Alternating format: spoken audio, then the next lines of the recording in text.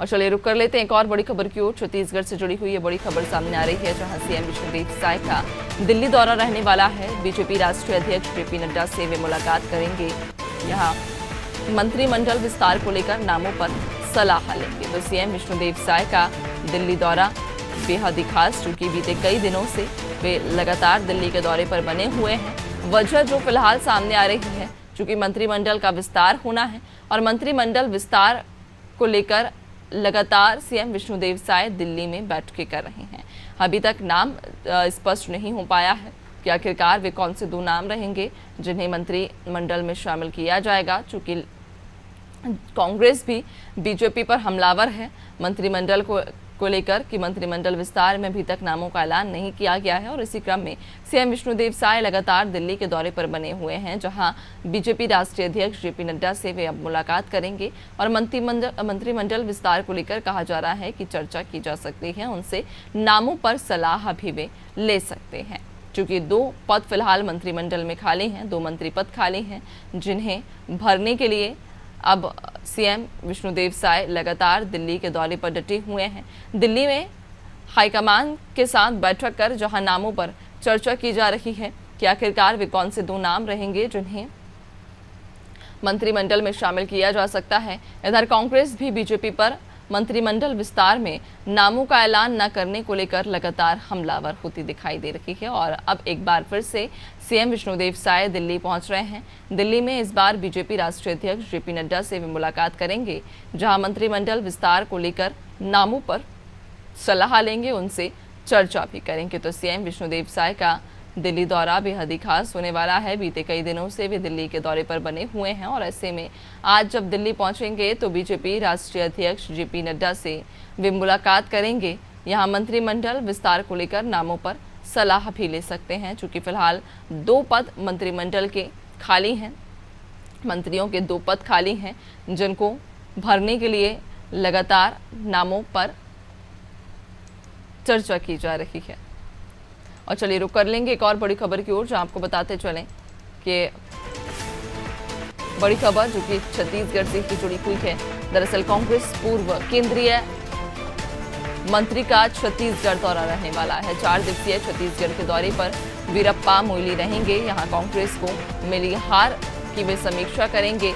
इधर वहीं कांग्रेस कार्यालय राजीव भवन में भी बैठक करेंगे। इधर भूपेश बघेल, दीपक बैज बैठक में शामिल होंगे। वहीं बैठक में कांग्रेस के कई दिग्गज भी मौजूद रहेंगे। तो कांग्रेस के पूर्व केंद्रीय मंत्री का छत्तीसगढ़ दौरा है। 4 दिवसीय छत्तीसगढ़ के दौरे पर कांग्रेस के पूर्व केंद्रीय मंत्री वीरप्पा मोइली पहुंचेंगे, जहां कांग्रेस को मिली हार की समीक्षा करेंगे कि आखिरकार छत्तीसगढ़ में क्या कारण रहा कि जनता ने कांग्रेस को सिरे से नकार दिया है। मात्र 1 सीट कांग्रेस के पास आ पाई है और ऐसे में उस सीट को लेकर समीक्षा की जाएगी कि आखिरकार छत्तीसगढ़ में क्या वो कारण रहे जिस वजह से कांग्रेस को हार का सामना करना पड़ा। एक बैठक बुलाई गई है कांग्रेस कार्यालय राजीव भवन में, ये बैठक रखी गई है। इस बैठक में भूपेश बघेल, दीपक बैज भी शामिल होंगे। वहीं बैठक में कांग्रेस के कई दिग्गज भी मौजूद रहेंगे। तो आपको बता दें कि 4 दिवसीय छत्तीसगढ़ के दौरे पर कांग्रेस के पूर्व केंद्रीय मंत्री वीरप्पा मोइली पहुंचने वाले हैं, जहां कांग्रेस कार्यालय राजीव भवन में वे बैठक करेंगे। कांग्रेस को मिली हार की समीक्षा भी की जाएगी। वहीं इस बैठक में कांग्रेस के तमाम दिग्गज मौजूद रहेंगे। तो आपको बता दें कि कांग्रेस को मिली हार की समीक्षा की जाएगी। कांग्रेस कार्यालय राजीव भवन में बैठक होने वाली है। कांग्रेस के पूर्व केंद्रीय मंत्री छत्तीसगढ़ के दौरे पर पहुंचने वाले हैं। 4 दिवसीय उनका छत्तीसगढ़ का दौरा रहेगा, यानी कि 4 दिनों तक छत्तीसगढ़ में ही वे रहेंगे। वीरप्पा मोइली कांग्रेस के पूर्व केंद्रीय मंत्री छत्तीसगढ़ जब पहुंचेंगे तो उन कारणों का पता लगाएंगे जिन कारणों की वजह से छत्तीसगढ़ में कांग्रेस को हार का सामना करना पड़ा। और एक बैठक भी बुलाई गई है, ये बड़ी बैठक, जिस बैठक में भूपेश बघेल और दीपक बैज भी शामिल होंगे। और चलिए इसी बीच में रुक कर लेंगे एक और बड़ी खबर की ओर, जो आपको बता दें छत्तीसगढ़ से ही ये बड़ी खबर सामने आ रही है। दरअसल सीएम यूनिफाइड कमांड की बैठक में शामिल होंगे। सीएम विष्णुदेव साय की अध्यक्षता में ये बैठक होगी। बैठक में गृह मंत्री विजय शर्मा भी शामिल होंगे। इधर नक्सल मोर्चे और विकास कार्यों को लेकर चर्चा होगी। सीआरपीएफ, आईटीबीपी, बीएसएफ, राज्य पुलिस के कई हाई लेवल अधिकारी भी इस बैठक में मौजूद रहेंगे। तो सीएम यूनिफाइड कमांड की बैठक में शामिल होंगे। सीएम विष्णुदेव साय की अध्यक्षता में ये बैठक रखी गई है। इस बैठक में गृह मंत्री विजय शर्मा भी हिस्सा लेंगे। इसके अलावा नक्सल मोर्चे और विकास कार्यों को लेकर इस बैठक में चर्चा की जाएगी। सीआरपीएफ, आईटीबीपी, बीएसएफ, राज्य पुलिस की हाई लेवल अधिकारी भी इस बैठक में मौजूद रहेंगे। तो आपको बता दें कि सीएम विष्णुदेव साय की अध्यक्षता में यूनिफाइड कमांड की बैठक आयोजित की जा रही है। इस बैठक में गृह मंत्री विजय शर्मा भी शामिल होंगे। इधर नक्सल मोर्चे और विकास कार्यों को लेकर चर्चा होगी। वहीं सीआरपीएफ, आईटीबीपी, बीएसएफ, राज्य पुलिस के कई हाई लेवल अधिकारी भी इस बैठक में मौजूद रहेंगे। तो आपको बता दें कि सीएम यूनिफाइड कमांड की बैठक, जिसमें सीएम विष्णुदेव साय की अध्यक्षता में ये बैठक होने वाली है। इस बैठक में सीएम मौजूद रहने वाले हैं। यूनिफाइड की ये बैठक जिसमें सीएम शामिल होने वाले हैं। ज्यादा जानकारी लेंगे, सहयोगी कुलभूषण हमारे साथ में जुड़ चुके हैं। कुलभूषण, सीएम यूनिफाइड कमांड की बैठक में शामिल होने वाले हैं, क्या जानकारी इस बैठक को लेकर? नक्सली पुनर्वास नीति, नक्सली समाप्ति और इसी तरह जो कई तमाम मुद्दे हैं नक्सलियों से जुड़े, उन सभी को लेकर यूनिफाइड कमांड की आज बैठक होनी है, जिसमें मुख्यमंत्री की अध्यक्षता में ये बैठक होनी है। साथ ही इसमें गृह मंत्री जो है विजय शर्मा भी यहाँ पर मौजूद रहेंगे। इसके अलावा मैं बता दूं कि सीआरपीएफ, आईटीबीपी और बीएसएफ के साथ राज्य पुलिस बल की जो अधिकारी हैं वो तमाम लोग यहाँ पर आज मौजूद रहेंगे। New circuit house civil line में ये बैठक होनी है आज। इसमें 10 बजे करीब ये बैठक शुरू होनी है। मुख्यमंत्री इसमें शामिल होंगे। मैं बता दूं कि इस बैठक में कई अलग अलग विषयों पर चर्चा की जाएगी।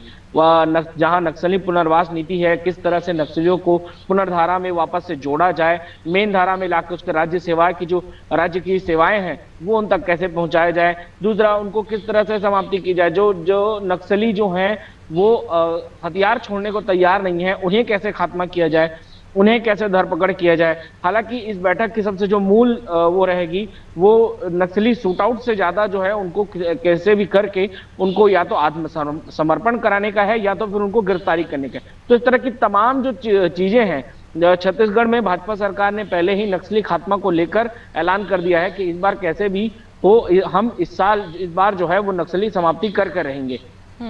यही वजह है कि जो भाजपा सरकार है वो आते साथ ही लगातार जो नक्सली कार्रवाई है उस पर ध्यान दे रही है। आज की जो बैठक होनी है, बैठक में तमाम चीजों पे चर्चा की जाएगी। करीब 1 साल तक ये कार्रवाई लगातार जारी रहेगी। पूरी 1 साल का ये हर महीने का ये प्रोसेस होगा कि किस तरह से हर महीने दर बाय दर किस तरह से चलाया जाएगा। पूरा 1 साल का ये अभियान होगा जिसको लेकर आज बैठक है। अलग अलग विषयों पे चर्चा होगी, अलग अलग बातों पे चर्चा होगी। चूंकि सीआरपीएफ, बीएसएफ और आईटीबीपी के जो मेन अधिकारी हैं वो भी वहां पे होंगे, उनके जवान किस तरह से कार्य करेंगे, क्या राज्य पुलिस के साथ उनकी सेवाएं होंगी, ये तमाम चीजों पर आज जो है वो चर्चा होने वाली है। मुख्यमंत्री और गृह मंत्री दोनों इसमें शामिल होंगे। इस तमाम चर्चा के बाद जो है वो देखना होगा कि क्या निर्णय इसमें लिया जाता है, किन विषयों पर होगा, ये आने वाले देखने की बात है। बिल्कुल कुलभूषण, देखने वाली बात रहेगी। और चूंकि जिस तरह से बीजेपी जब शुरुआत में बीजेपी सरकार में आई थी उसके बाद से एक लक्ष्य को लेकर बीजेपी चल रही थी। अपने घोषणा पत्र में भी बीजेपी ने इस बात का जिक्र किया था कि अगर बीजेपी सरकार में आती है तो नक्सलवाद को सबसे पहले छत्तीसगढ़ से खत्म किया जाएगा। उसके बाद हमने देखा कि कई जगह कार्रवाई भी की गई, कई सारे नक्सलियों ने सरेंडर किया जबकि कईयों को ढेर किया गया है। अब ऐसे में यानी कि उस लक्ष्य पर बीजेपी काम करती हुई नजर आ रही है। इस बैठक में कई दिग्गज भी मौजूद रहने वाले हैं। क्या लगता है, क्या कोई खास रणनीति के साथ में अब आगे बीजेपी बढ़ सकती है? जी बिल्कुल।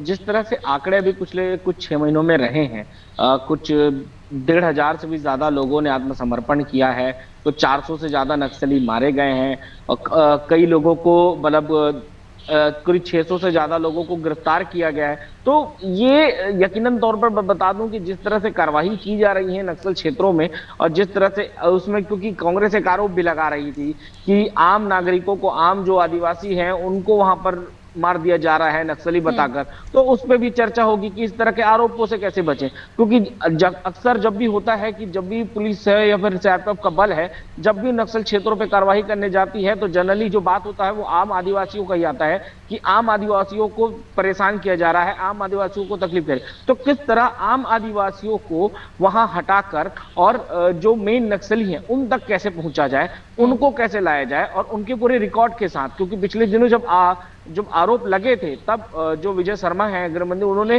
पूरा एक ब्यौरा लाया था कि जो नक्सली मारे गए हैं वो 8 साल, 10 साल, 12 साल से फरारी में थे वहां पर। वो जो इनामजद नक्सली थे उनको हमने मार गिराया करके तो उन्होंने पुख्ता दिया। तो इस तरह के जो आगे जो आरोप है वो दोबारा ना लगे, आदिवासियों को अलग धारा लगे, मूल धारा से जोड़ा जाए, राज्य की योजनाओं से जोड़ा जाए किस तरह से, और जो नक्सली जो हैं जो दूसरे राज्यों से उनके कनेक्शन है उनको किस तरह से कट किया जाए। क्योंकि अभी पिछले दिनों देखने को मिला था कि नक्सली जो हैं वो नकली नोट छाप रहे थे वहां पे, 500 रुपए का प्रिंटिंग प्रेस से वो नोट छाप रहे थे वहां पर, और नोट छाप कर वहां पे वो चला दे रहे थे।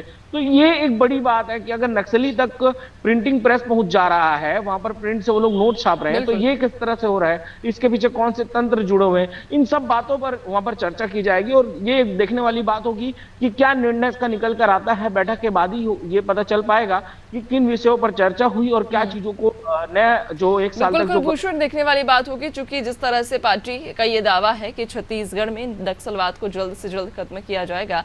अब आखिरकार इस वादे को पूरा करने के लिए छत्तीसगढ़ सरकार क्या काम करती है और क्या रणनीति बनाती है। बहुत शुक्रिया आपका जानकारी साझा करने के लिए।